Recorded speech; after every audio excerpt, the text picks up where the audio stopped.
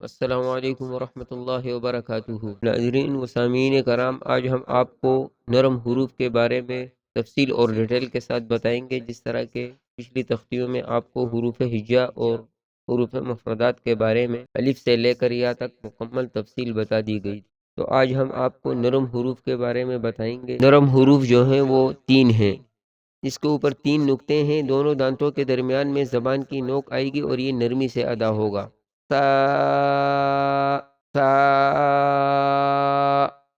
دوسرا لفظ زال ہے، جو دانتوں کے درمیان میں زبان کی نوک آئے گی تو زال ادا ہوگا۔ زال کے اوپر ایک نقطہ ہے، یہ نرمی سے ادا ہوگا۔ یہ لفظ اس کے کھینچنے کی مقدار 5 الف ہے۔ زال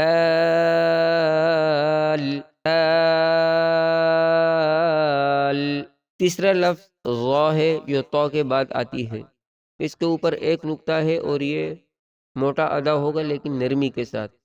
غا۔ غا کو پڑھتے وقت ہونٹ گول نہیں ہوں گے، ہونٹ سیدھے کھلیں گے اور منہ کے اندر سے آواز موٹی ادا ہوگی۔ غا۔ تو یہ 3 حروف جو ہیں وہ نرم ہیں۔ ایک تا، زال، غا۔